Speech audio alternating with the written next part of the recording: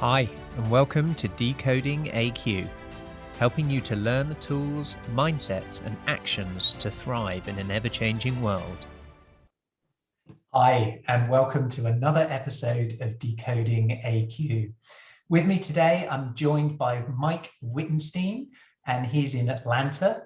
He's the managing partner at Storyminers. In fact, he's been there 20 years. And over many roles that I'm sure he's had as an advisor, a strategist, and a creative, just an all-round great guy that I can't wait to dig into some of your experience. So welcome, Mike. It's a pleasure to be here with you. Thanks for having me. All right. So where I'd love to start is early doors. What was the first story you can remember? Oh my gosh. It was a negative story. My grandmother took me to the movies, and I really didn't want to go see the 4-hour-long Gone with the Wind when it premiered in Orlando, Florida, my hometown. But she really wanted me to see it. I know now I was too young because I know what it's about, and I know a lot more about the topic of slavery and forced labor and things like that. But my saving grace going into the theater was my grandmother would let me have any candy that I wanted. So based on the commercials that I saw, I got the biggest Tootsie Roll possible. It was this big. And Tootsie Roll is that brown caramel, chocolatey kind of thing. It's kind of sticky and it takes a long time. And the reason I got it is the commercials that I was watching on my Saturday morning cartoons said that it would last through the whole movie, through the fight scene, through the save the damsel scene, all the way to the end of the movie, and the little kid is still chewing on his Tootsie Roll. Well, 10 minutes in, it was gone, and I was devastated. And that was one of the first times I realized that stories matter. If you tell stories, they can have a big impact on people. They can have a purpose. So if you're telling a story, if you're using one, make sure you call your shot. Tell people what you're going to give them, and then make sure that they get that. Always deliver on your promises is what I learned from that first story.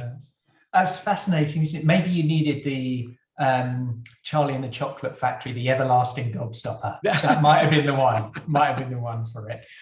Next time I go see the movie. Yeah, maybe. I don't know if they exist. They do have a variety of Willy Wonka candies. I've seen them in kids' hands. And I don't know if they really last that long. So who knows? So in terms of your then journey from going to see your first movie with your grandma, and we all go off to learn, to be educated, to then go and contribute to the world in some way, shape or form. What were some of the key moments that got you started in your first career? What were those moments, and what were some of the highlights for you of why you chose certain things at that time? Like, sure. The first job I took was for my uncle right out of undergraduate school. I happened to finish up my college education at Middlebury College. I graduated from University of Florida, but I took Russian at Middlebury a couple of summers. So I finished up there, and he was just a couple of states away in Connecticut. So I went to work in the travel business. I had no plan. I had no purpose. I didn't have a reason for going there other than I knew I would learn a lot from my uncle and my aunt and my cousin. Turns out that was a really good decision. Just doing things sometimes because you don't have a plan is okay. The trick is to stay really open-minded about it. One of the things I learned at Rifkin Travel Agency in Derby, Connecticut, was the importance of presentation, of listening, and of presenting. I knew nothing when I walked in the door. I've always been smart. I mean, I think intelligence is distributed pretty equally around the world, and different people have different ways of, dialing into it. But I know nothing about people per se. I remember one couple came in, and then the woman left and the guy stayed there, and he wanted to surprise her with this wonderful vacation. So I had just learned the organization of all the little travel brochures in the back room. So I brought out about 3 centimeters, 2 inches and change of brochures. And I thought I was doing a wonderful job. And my cousin pulled me aside and said, Mike, no, you can't do that. Your job is to get them to want something, and not to manipulate them, but to give them a couple of meaningful choices so that the desire to have an experience will start to rise up in them. So I realized it was my job to listen more to folks, and I learned how to do that. They'd come in with just a few words, and you could kind of read them. You could tell about their budget and how much in a hurry they were, and if this was important for them or if it was just a small decision. And then you could kind of gauge how to make a presentation, how to set things up. And the trick was to get them to imagine that they were already on vacation while they were just talking to you. So to help with that, my uncle was I think he started off in vaudeville after he got out of the Army as a fitness instructor. Talk about a crazy path. And he decorated the inside of the travel agency around 5 motifs. So as you walk in, on the left-hand side, there was a French villa. There was a Swiss chalet. There was a mountain climbing area. There was something Egyptian. And then way in the back, his office was actually made of the leather-tooled interior of a captain's quarters on a ship. And the front desk was an airplane wing. So you were surrounded with all these clues about the travel experience. So my job wasn't that hard. If I had to do it in a sterile office, it would have been much more difficult. But that was really important for me in terms of learning about personal storytelling, branding, and experience. Yeah, and how impactful an environment can be to either prime, stimulate, or tease what's inside somebody. And I guess that's the magic, isn't it, of the human condition, that we can dream, we can imagine. And that creates a pathway for certain decisions and certain behaviors. So when we come, to our careers and we're making choices, we have what we see in front of us. And then this other thing that we might call, it's greener grass over there. We see a vision that we have a view of looking at. And life is a series of those transitions from dream to reality, from vision to real, from behavior to action. What was the next journey for you from that world that perhaps then took you into more of the direction where you are now, working with leaders and working to build, as I understand it, these visions through story of how someone can plot a strategy to achieve that vision? And so take me on the journey of what happened from there to where you are now. All right. How long is the podcast? No. Good point. Maybe we'll do the very highlight. short version. The blink list version of the journey. Absolutely. So blah, blah, blah, blah. I was in Atlanta, Georgia, and I found myself on my own because I was let go from a firm. They were changing their size and their direction. I didn't know what downsizing was. I thought of it as you were fired, but it was downsizing. So I started my own company, and I was doing technology applied to business operations kinds of projects. That morphed into a digital agency. I teamed up with a creative director named Jackie Goldstein, super talented, a lot of broadcast and branding background. She was the creative flair. I was the strategy workhorse. And together we did business storytelling, mostly for tech companies, new products and services. That taught me so much. And one of the things Jackie taught me that I continue to use and I've never forgotten is that you don't want to let the technology get in the way of a good story. Story first. Never lead with the tech. Just because you can make an AR mouse jump in front of you on your tabletop doesn't mean you have to do that. Everything has a purpose, it has a place, it has timing, it has meaning, and a good storyteller uses all those accoutrements to deliver a certain kind of effect, transformation, that feeling that you were talking about. After we sold that company, just as the dot-com boom was starting to go up, not down, yay, good timing, I went to work for IBM as their e-visionary. And that was like a kid in a candy store kind of role, because I was an entrepreneur. I was bred as one, and I was practiced as one. But IBM was a very by the book, process-oriented kind of thing. I remember one advertisement that I saw that just made me roar laughing. It was a guy in a suit going up an escalator, and all of a sudden the escalator stops, and he turns around and he goes, "Oh my God, what's going on? This shouldn't happen. There's got to be a process to fix this." And he just went on and on for about a minute, but he never thought to like walk up or down the escalator because he was so dependent on his way of thinking that elevator should work. So the early, late 1990s, early 2000s was a time of tremendous change. We're in another one of those periods right now, and I think it's going to last for the next 20 years. But in those periods, people who have the ability to adapt, who have the ability to be comfortable with what is yet to happen, what is unfolding, and what might be, have a real advantage over folks who are dependent on other people telling them what to do. Those latter folks tend, and I'm off the topic of the question, sorry, but is it okay to keep going? 100%, yeah. All right. Yeah. So the folks that are dependent on others telling them what to do for process, to give them grades and marks, and to kind of keep them on the path, are so valuable to a company because they represent consistency. And consistency is a great value for a lot of customers. When you go to a McDonald's, you want the hamburger to taste the same, whether you eat it in London or Toronto or San Francisco or Moscow, which you can't do anymore, at least this week.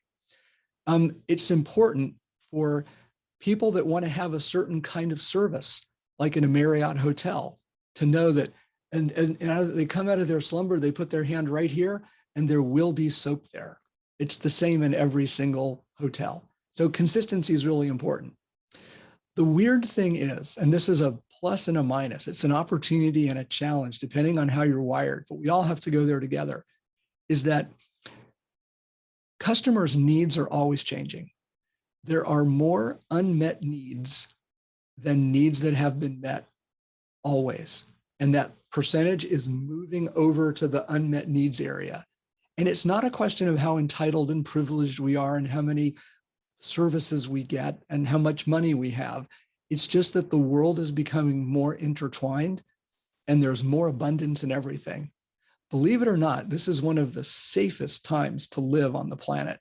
It's also, even with COVID, one of the healthiest.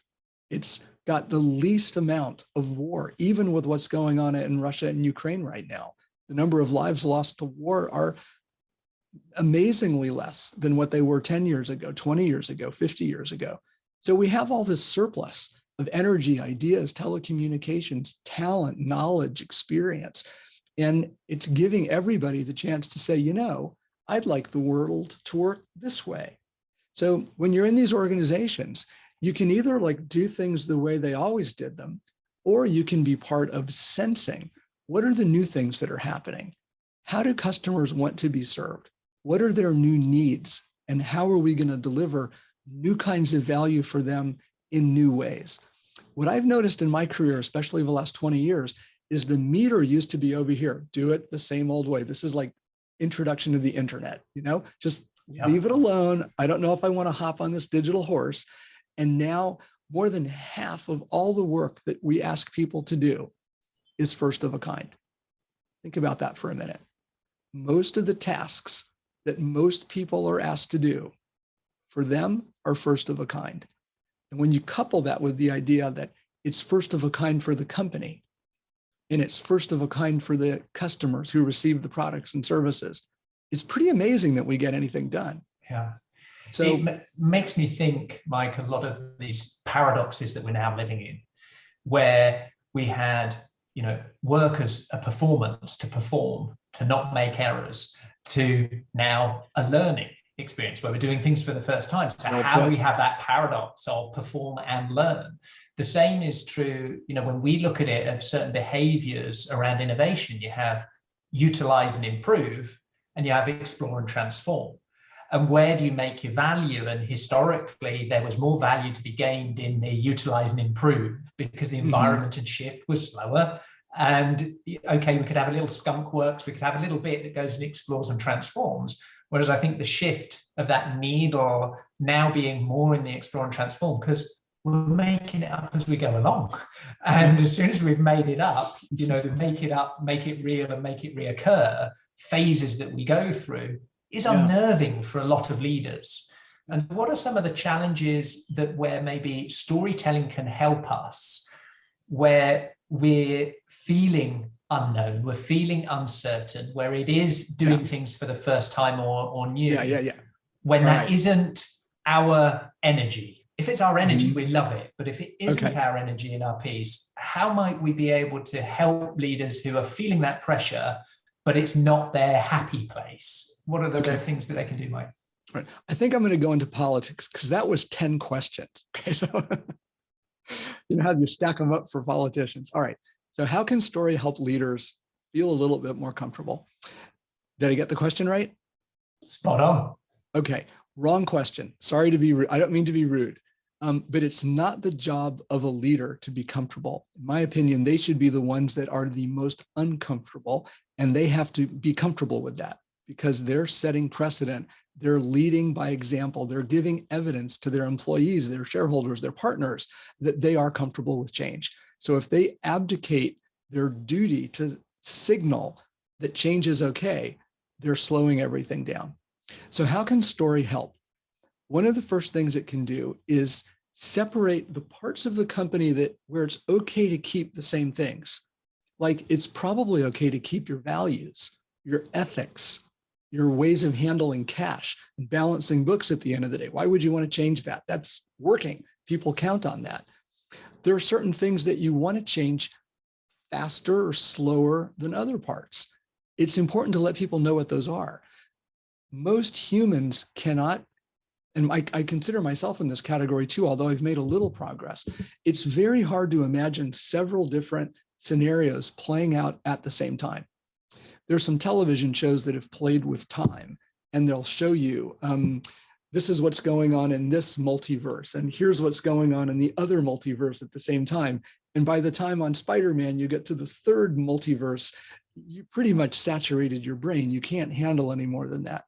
Imagine that every one of your employees is building their own multiverse by listening to what they're told, but by watching what the leader does and then fighting with others who have different agendas than they do.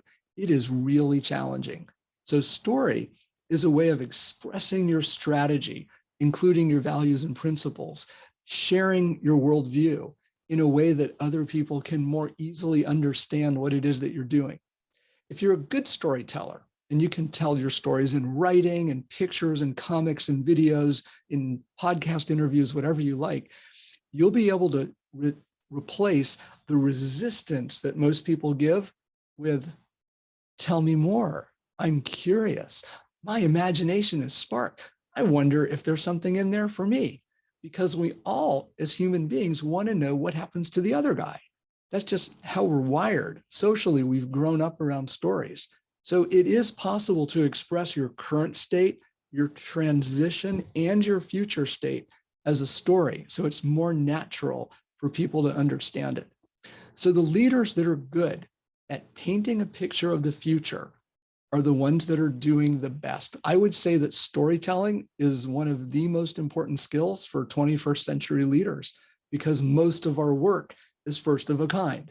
And stories help make the story arc of where you start, the challenges you go through, the changes, the new skills you acquire, the new abilities that you'll get in the future and arriving there, all much clearer.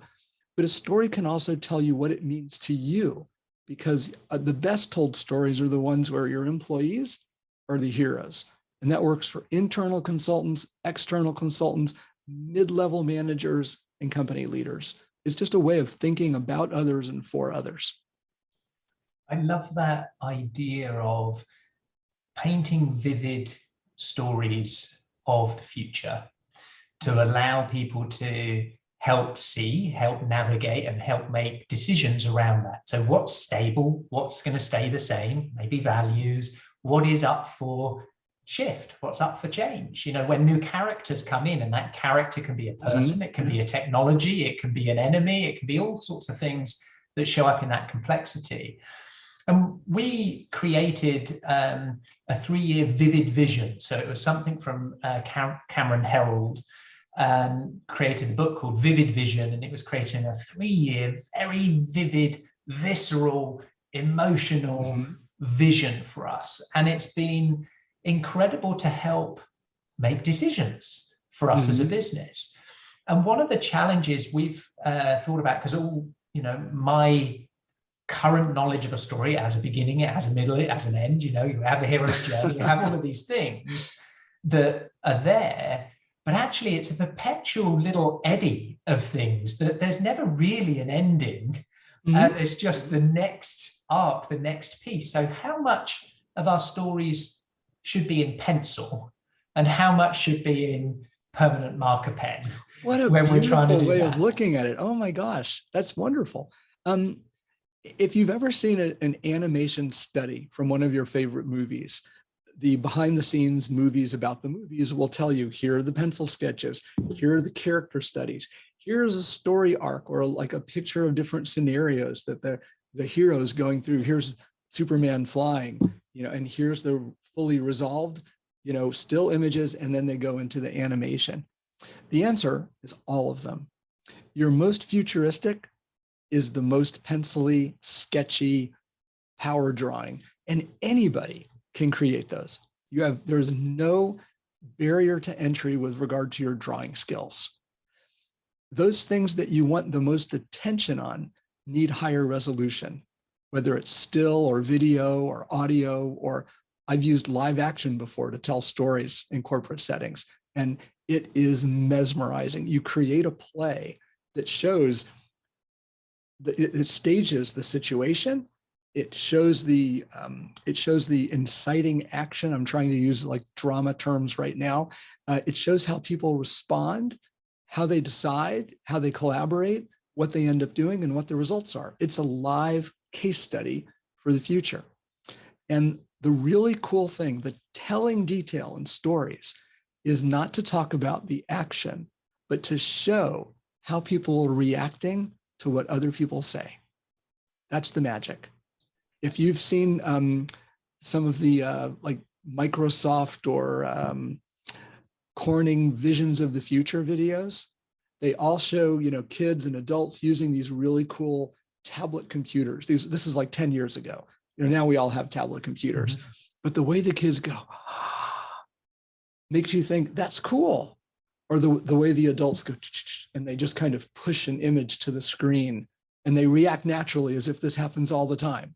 Those are the little clues that as humans we pick up on and we start to model, and we understand we care greatly about others' reactions to ideas and inventions and the way people interact. So if we can create those scenarios live for them to have the experience for themselves of what it's like, without PowerPoints, without numbers, without animated graphs, without silly slogans, they can feel it themselves. They can put themselves right into the story. We call it stepping into the story. And I'm sure 50 people have used that phrase before, but that's the magic of story.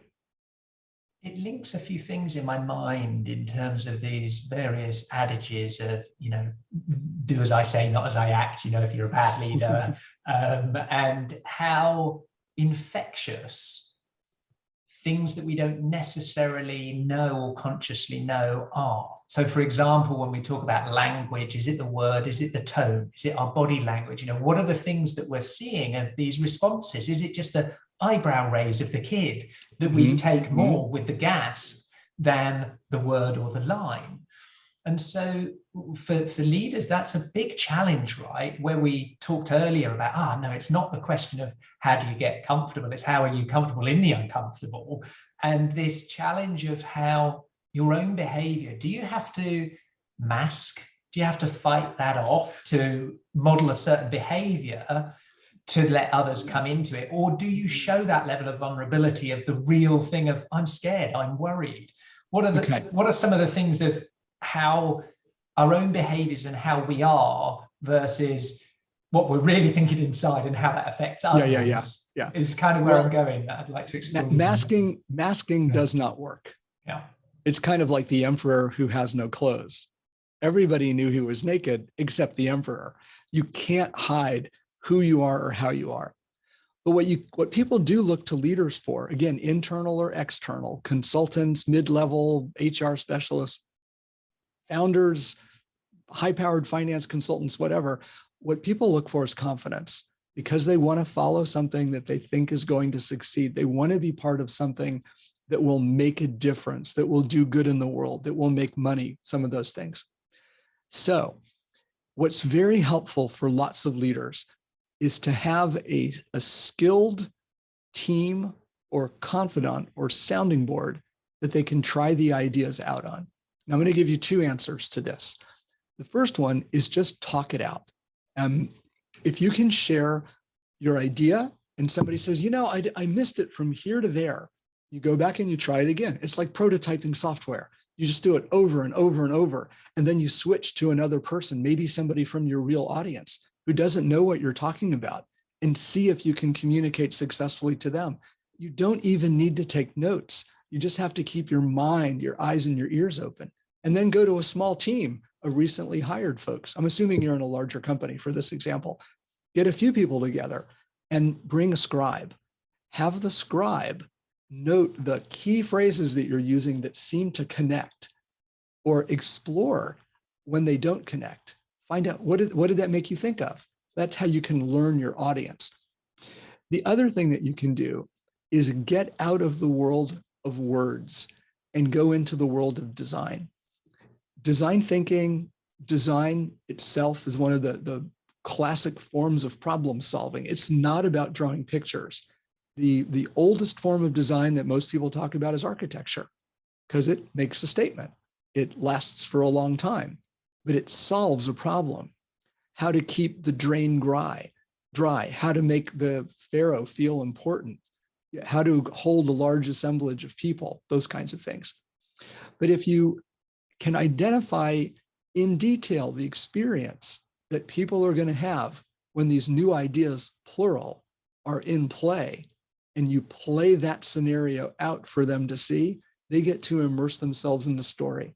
So a lot of leaders are used to just taking an idea and throwing it over to their chief of staff or to somebody in the next cubicle and saying, go make that happen. Well, it's hard because it's first of a kind. And everybody they talk to is going to be facing first of a kind challenges. So it's the leader's responsibility, in my opinion, to bring more resolution to these designs of how people are going to work in the future. Not to micromanage them and tell them how to do their jobs, but to give them a clear picture of how it's going to be, what the different new tools are, what the new expectations and measures are, and things like that. Does that make sense? It does. And it leads me to another thought, Mike, in this challenge between the dichotomy of focus and just observing the world and allowing the serendipity to happen. Mm-hmm. And if we have a goal, traditionally in the West, within business, we set a goal. This is what we're looking for as an objective, mm-hmm. as an outcome. It could be rational or emotion. You know, a goal could be, I want to make Mike smile.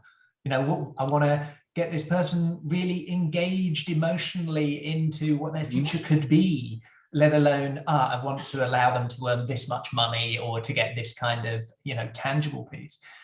So if we have this is the goal, this is the focus, this is the how in clarity, when we are so uncertain about many things and we need play, when it's for the first time, we need maybe a playful mindset. We need an experimental mindset.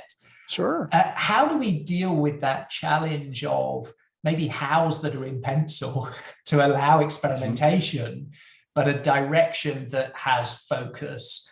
Where's the opportunities of how to, coming back to your initial piece about design, architecting a story or a journey for an organization or a department between focus and complete openness? How does that play out in real terms? Okay, so what we've done with clients before is create, we grab some real estate inside the building or a virtual place, and I've called it an innovation accelerator or an idea room. One company had this idea to build an octagon. So in the middle of their plant, they built an 8-sided structure with 2 doors that left 6 panels. And we broke the process down into 6 panels, and everybody did these chalkboard talks, and we could see ideas move around physically. But because these were folks who worked in a warehouse making things, they were very physical. They were kinesthetic learners. So when they moved from here to here, it meant something. And when they moved from here to here, it meant something. Something else very practically that we put on the walls on the outside when people walked in is we gave them some rules about what goes on inside of here. This is not where you came from. This is not your father's Oldsmobile. You will get some new ideas. The Excedrin, the headache medicine, is right over here if you need it. When they walked out of the room, there was a reminder right over the transom to not expect everyone on the outside to have the same thinking that you do on the inside, that you're privileged, that you are working on something very important and very valuable, but it might be a disservice to start to expect the people on the outside to know what you've talked about or to make assumptions that they know to work differently. So that's one of the techniques that we use. To your point about keeping it, I guess I'd say, more comfortable for more people, you can use the concept of scarcity to your advantage. So you start with a few people in the very early brainstorming. If you don't even know what you want to do that's different, you're in total exploration mode. I usually look for people who are well tenured in the business and brand new, in a wide cross-section of responsibilities, but most importantly, diverse thinking and communication styles. So often people who have different languages as their native language, often people who are educated in different places, because it's the thinking diversity that matters more than the skin or the discipline or something like that. And when you bring these folks together, you can let them kind of explore and have these really cool conversations.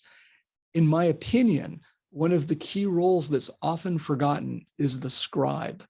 I call them a trend hunter or trend finder.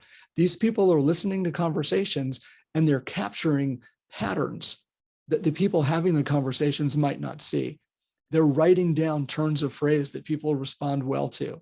They're indicating gaps and other things. For certain kinds of writers and thinkers, it is an amazing experience to go in and just listen. It's like we talked about before this started, just sitting in nature or being in a different environment and let the world wash over you instead of you taking over it. It's that same kind of thing.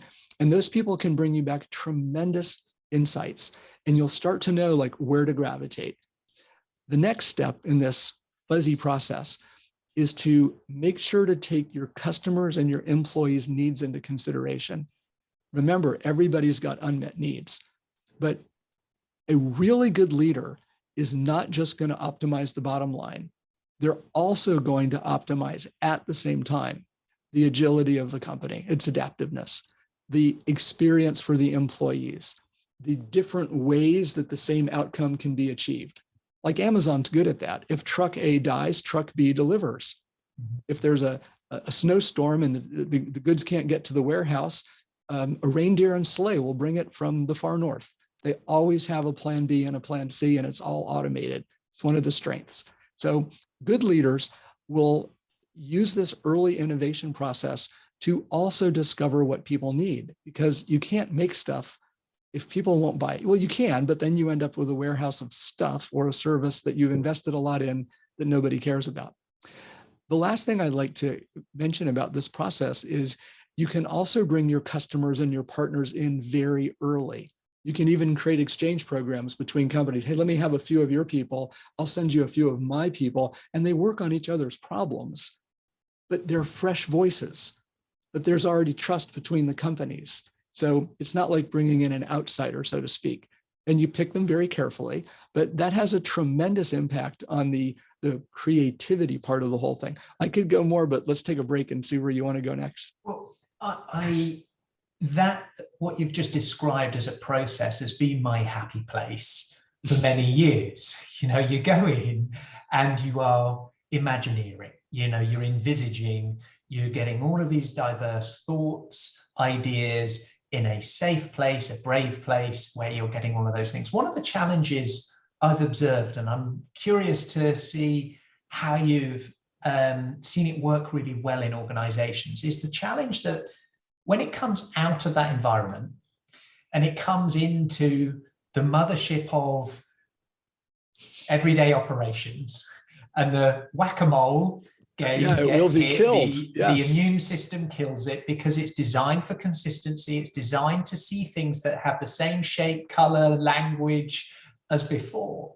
So the more distance there is from the core that's been created, the harder it is almost in that messy middle. If it's so distant, well, they might just go, okay, let's let that go over there because it doesn't seem even possible. But the ones in the middle seem to get lost because they get killed. How can we overcome that? Should we overcome that? And what's the reality of the environment we're in now that allows this innovation, lovely idea to happen that happens in lots of companies? But I think the challenge is then when it tries to live outside of that incubation area into the rest of the world. What's your experience of that, and any tips? Because my experience with that is terrible. It's just like yours. Too many ideas that deserve to be turned into reality die. Too many innovators are shrugged off. A lot of value is lost. It's not healthy. There are not a lot of companies that do that well, and even amongst the ones that do it well, it's not du jour. You know, it's not consistent and constant. It's very, very, very hard. And again, consistency often delivers a lot of value. So there are two things I've noticed to notice when I go into a new client. One of them is how they set their new measures. What's the process for setting a new measure? Most companies don't have that. They have dashboards, but they don't have what pilots have, which is a checklist. And the last item on a pilot's checklist before she or he gets on that plane is, do you know what it is? It's to check the checklist. Interesting. It's a loop. Yeah. And it creates a continuous improvement mentality. So you don't want to die. You only have one more chance. Go ahead and take that extra step, check your checklist. We don't have that when it comes to innovation in most companies. There's no way to gate those things forward. Product companies, tech companies, they've got it. They've got cycles, they've got scrums, they've got an expectation that there's a rhythm of change. They have a vetting mechanism that comes from which clients require it, how much can we make from it, what's the competition doing, and they push all that together. But if we're trying to switch from a sit-down restaurant to a delivery restaurant or a ghost kitchen, organizations don't have that. So there are a few things that leaders can keep in mind and do.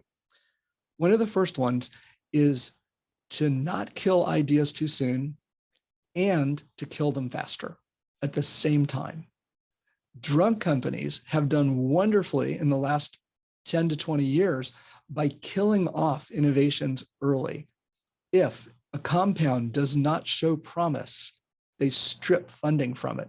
They defund the compound, kind of like defund the police. They defund that compound because they have an early inclination it won't work. Now they can use machine learning and artificial intelligence and all kinds of other things I don't understand to anticipate that even faster. It's a good idea to not kill things too soon, but you can't just say, I don't want to kill that yet, because it sets the tone that you get to be the king and you get to decide. What needs to happen is there should be a learning strategy. Right at the level of strategy with finance and operations and marketing and scaling and all the other things people care about. What are we going to learn? You can have any kind of transaction, a sale, a consulting agreement, a license, building an extension to your building from a contractor. With every time you spend money, ask, what can we learn from this? And declare those learning objectives so that you get more than what you contracted for. And if you're smart about what you're learning, you're not going to be studying COBOL, a very old-fashioned programming language for financial institutions. You'll be learning something cool and new. The other thing is the word declare. Leaders don't, I know many leaders who are very strong, but who don't use their positions and their strength well enough at the right times. They're not bold and confident enough to say, we are doing this. And just look at their teams. We're doing this, okay? Yes, we are, okay? They need to declare a certain direction or support an initiative. So much of the conversation I read and hear and I'm a part of is all about, well, how do we get the other departments to go along? And everything is compromise and politics based. Stupid. You can't use politics to innovate. Politics is when you've got wars going on and you're trying not to kill people. It's a not best solution, but it keeps people alive. Now, some salespeople and some negotiators and attorneys are going to argue with me. I get it. I'm not speaking generally or for all occasions. I'm trying to make the point that compromise is not a good way to design. Okay, it's like decision by committee. It gets you the least acceptable instead of the most optimal for multiple parties. The next thing, and then one more after this one, is to create a capability for change. Most people think of change as a non-constant. So whenever change happens, they use their magical firefighter skills and they come to the rescue and they use all their energy and their chutzpah and their political clout to make something happen. And they feel really good about it because they were the ones that got that ball across the goal line. Stupid, because I'm sorry for, I don't mean to be rude, but that's a hero model. And what we need are not more, people who run not one person who always runs the ball across the field. We need everybody running the goals and making the scores. So the idea of a hero has to do it is just so outdated.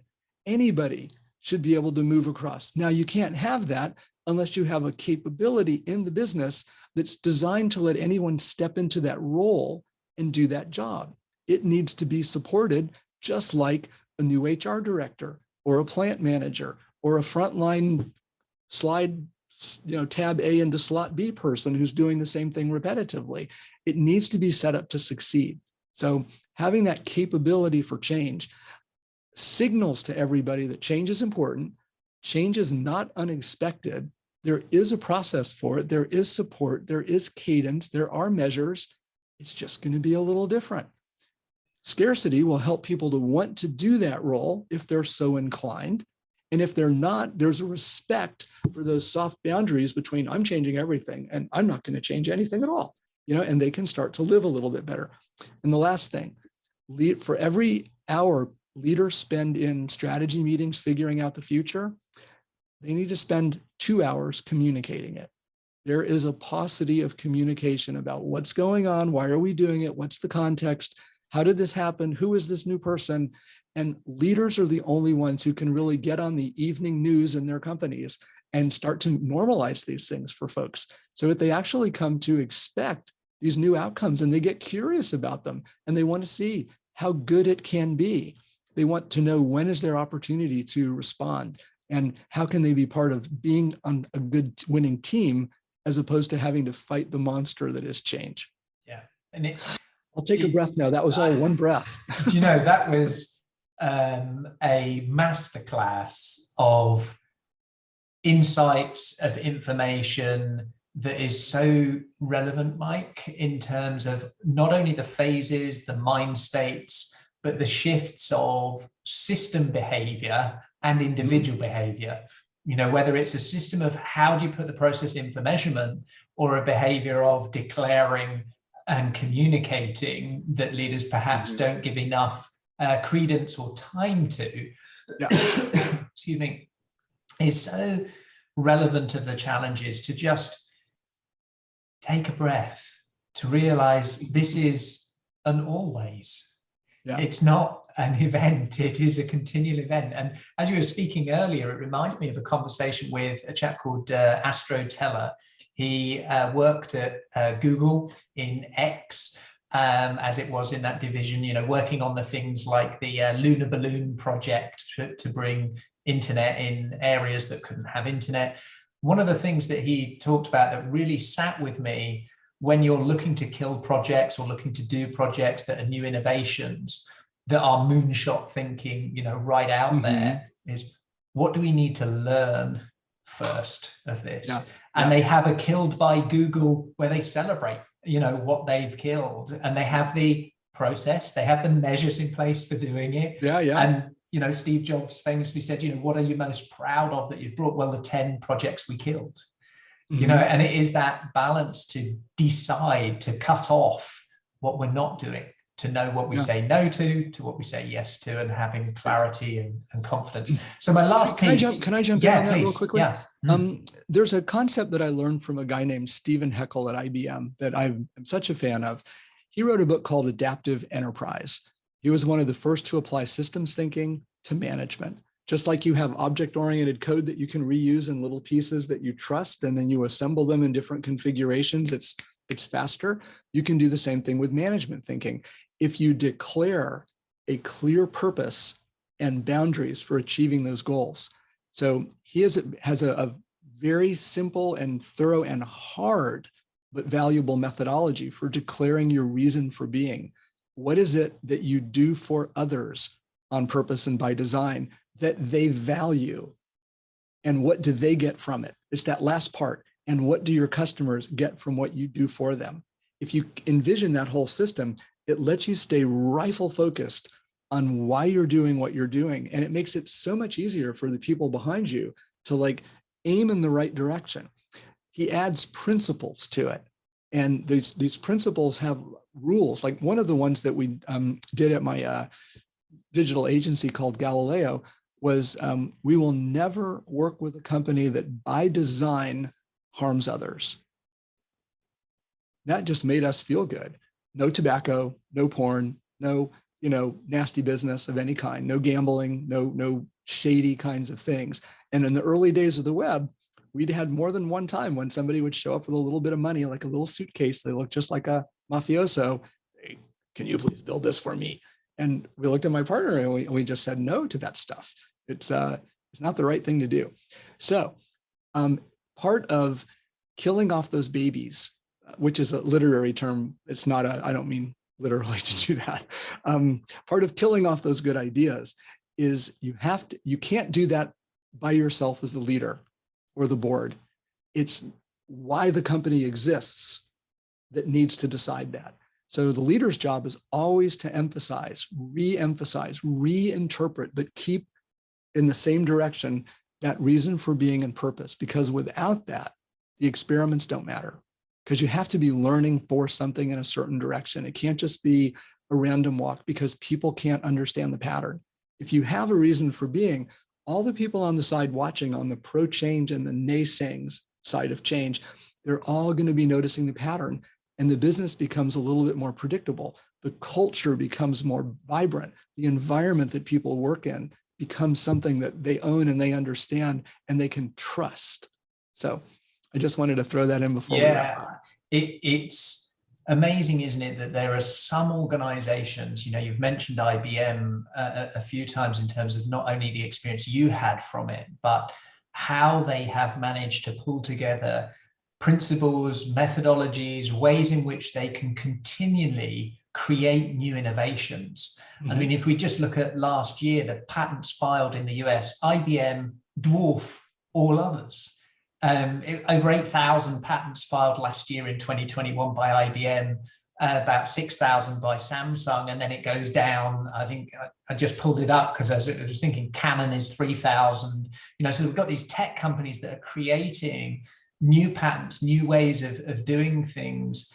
And IBM, this dinosaur, is still so virile in its creative process and able to imagine new thoughts and new ideas for what our future could be. Yeah. And I want to end off because I'm confident we could riff for hours on lots of stuff. And you've mentioned a few times that we're doing many things for the first time. And a question that I ask at the end of the podcast is, when was the last time you did something for the first time, and what was it? Well, I can answer that. I did not know that question was coming, and it was this morning. I reached out to a vendor that I know that has a service for contracting a special kind of help, and I noticed, oh my gosh, their website is so different now. It's more expansive. It's got more options. It's got self-serve. We will do it with you and we will do it for you options. And it blew me away. So I called the person who'd been calling me for 3 years, every year, Mike, are you ready? Are you ready? Are you ready? And I said, tell me about this new stuff. And what I did in the mid-morning and the early afternoon was rework our workflow. So what I'm going to be able to do with this service, and I know I'm being vague about it, it's not licensed and done yet, so I don't want to mention any names, but I will be able to offer, I'll be able to triple my capacity without adding any staff using this new approach, because it's kind of like they offer like a virtual agency, but I can slide the bar from they manage the talent and find it and actually post stuff and write things and figure out the PR and do the strategy and the SEO, or I just want somebody to write a headline for me anywhere I want to go, anytime in the process. So that means I have to rework the way we work in order to take advantage of it. And I started doing that today because I see how smart it is. Now it's going to take me a ton of time to get that done. It's going to take a couple of weeks of extra late nights and all of that, but it would triple my capacity and not triple my stress. So that means better service for clients, more profit for me, more people gainfully employed. Okay, so it's a win-win-win. So keeping an eye open for stuff like that. I love that question. I really do. It's great. Great question. Thank you. It's a great opportunity for co-elevation that you just talked about there, of being able to unlearn and let go of what's been before, rather than protect it virulently of, no, this is the way we've done things, to constantly be open to what new information is out there, what new data could reimagine the way that I do things that will add value to my purpose. Yeah. So a great opportunity. A little creative idea just popped into my head. I wanted to share it with you. I don't know all about your business model yet, but I believe part of it is giving folks a whack on the side of the head when they need it. And I imagine that being able to afford to reach all the right people at all the right times is important to you, because out of sight, out of mind. So this is a crazy idea. You can kind of run with it, use it, or just think on it for a little bit. But what if every time people open their medicine cabinet in the morning, there was a little prescription pill bottle from you with directions on how to take a moment and think differently that day? You could have a whole collection of them, and you could send those to folks, and every day they'd open it up, and that would be their little inspiration, kind of like a tear-off calendar. But there you go. It's those BJ Fogg's, where are the nudges? Where are the moments in their experience of their daily lives that you can have an interface moment for them to create the shift, create the habit, create the moment of change for them? I love that little idea. I shall noodle on it. So I'm very confident that some people have been inspired by the stories that you've shared. You've made them think perhaps differently. You may have validated a number of people in the way they're currently thinking. If they want to reach out to you at Storyminers, what's the best way of doing that, Mike? How would they get in touch? And I know that we're going to share some links in the notes form, but if you can explain a few of those best ways, that'd be awesome, Mike. Well, my name is hard to remember, Mike Wittenstein. So Mike at MikeWittenstein.com is hard. So just remember Storyminers. It's one word, STORYMINERS. Nobody else has that name. Nobody else uses it for anything. I've been protecting it for a while. If you see anybody new, let me know. But just go to the website, Storyminers.com. The contact information is there. The sign up is there. The Calendly is there. So one thing makes it really, really easy. Storyminers.com. And thank you so much. What great questions and a good back and forth. I loved it. Likewise, Mike, really enjoyable. And I look forward to continuing our conversation and collaboration. So thank you for sharing your time. Absolutely. Cheers. Do you have the level of adaptability to survive and thrive the rapid changes ahead? Has your resilience got more comeback than a yo-yo? Do you have the ability to unlearn in order to reskill, upskill and break through? Find out today and uncover your adaptability profile and score, your AQ. Visit AQai.io to gain your personalized report across 15 scientifically validated dimensions of adaptability. For a limited time, enter code PODCAST65 for a complimentary AQME assessment. AQai, transforming the way people, teams, and organizations navigate change. Thank you for listening to this episode of Decoding AQ. Please make sure you subscribe on your favourite podcast directory, and we'd love to hear your feedback. Please do leave a review and be sure to tune in next time for more insights from our amazing guests.